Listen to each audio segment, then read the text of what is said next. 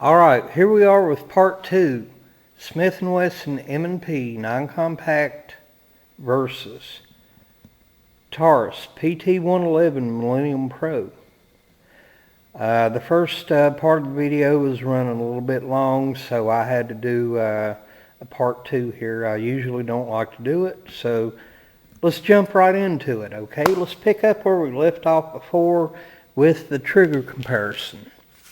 Alright, on the M&P non-compact, and of course the M&P full-sized, a lot of people is complaining about the trigger being mushy or gritty. Listen. Yeah, you can hear that. But the biggest complaint was there was no noticeable reset. Now this gun right here, like the ones that was manufactured after May 2013, they have the shield trigger in them.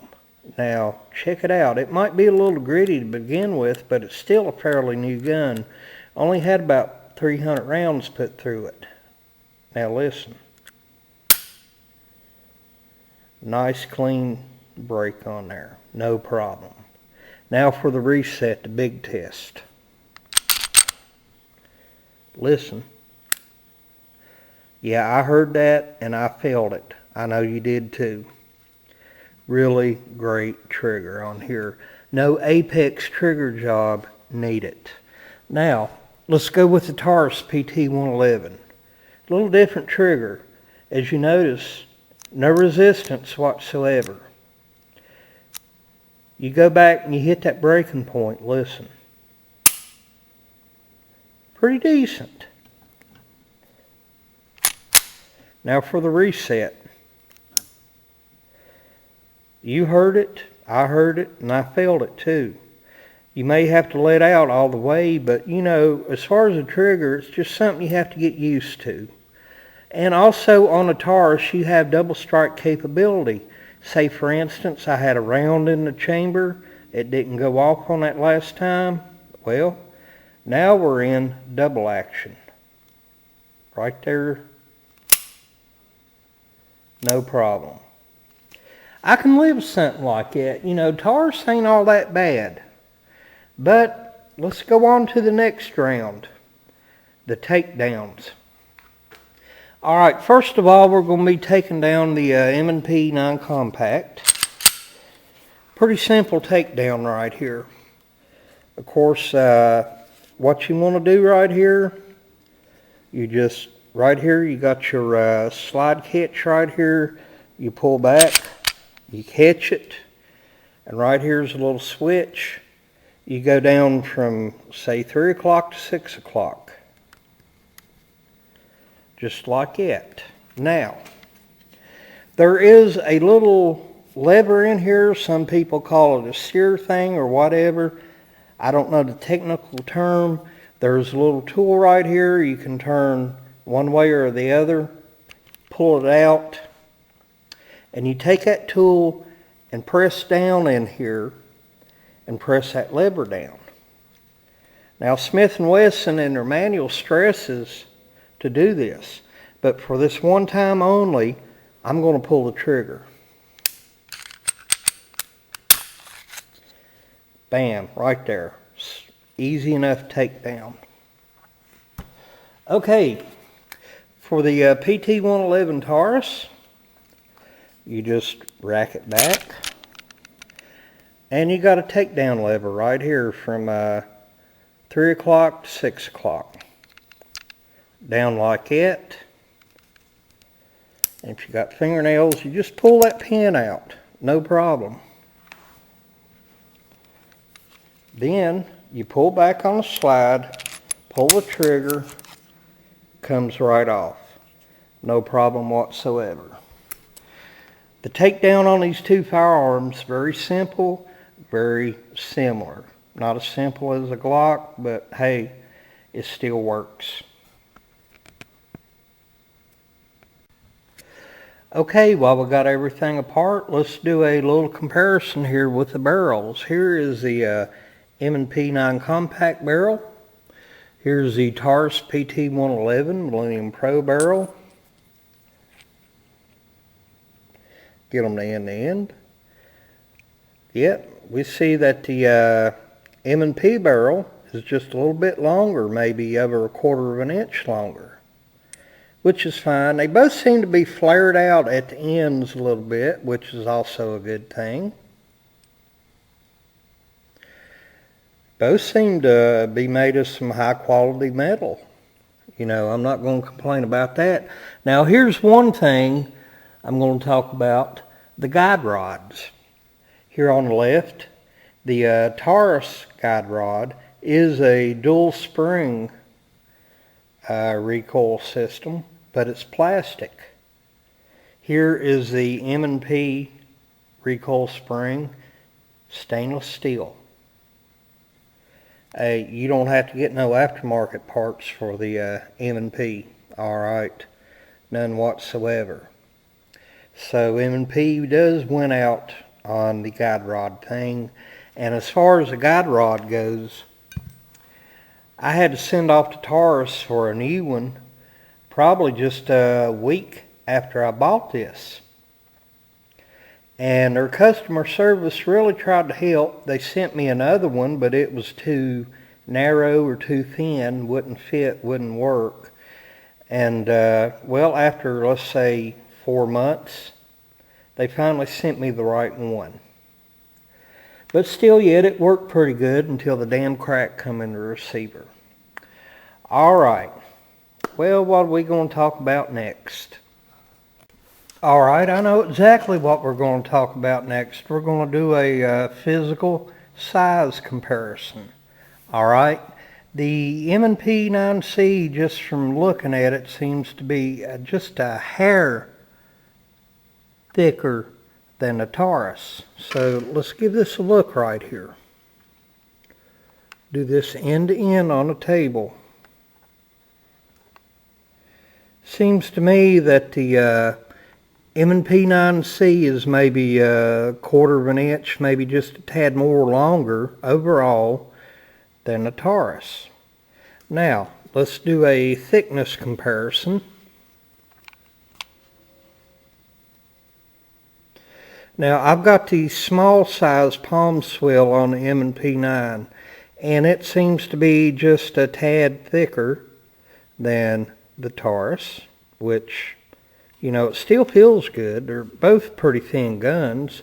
As far as the thickness of the slide, I would say the Taurus is maybe just a hair thinner, not much. Okay, as far as height goes, you see right here I got the flush fitting magazine in the M&P9C. Now, I put the Taurus over top of it.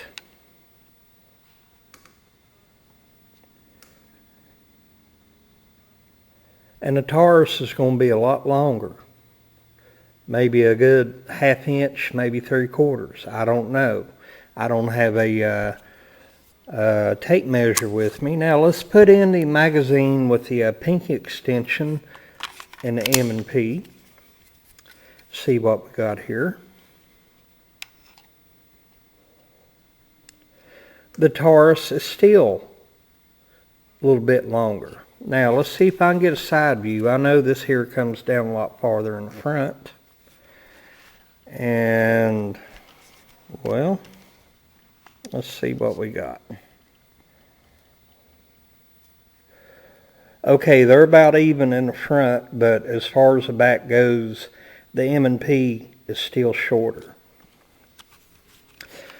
Alright, well, the Taurus is just a tad bit thinner overall than the M&P, but that's okay.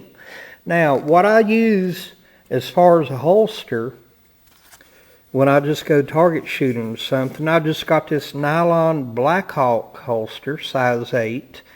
It's an out of the waistband job. Both fit in here very well. No problem. Pretty snug. And let's try the M&P. Fits in pretty good. Of course, it does have some give to it. It is nylon, but as far as just going to the range or something, you don't need something really expensive. I think this here was about 12 bucks at Walmart. I can't complain about it one bit.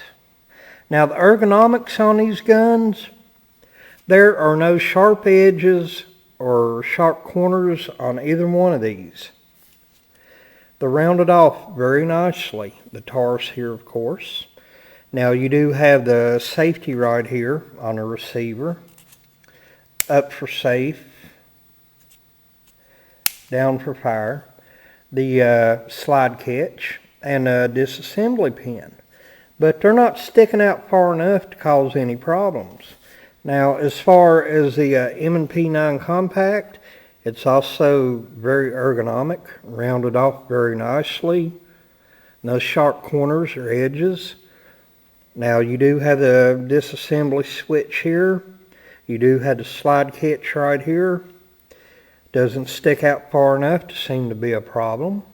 And since it has no safety on this model, shouldn't be no big deal. I gotta tell you, these two firearms are closer in comparison than I thought. Now let's look at the carrying cases. Smith & Wesson's got this big, pretty blue carrying case. It's got the foam in it, you know.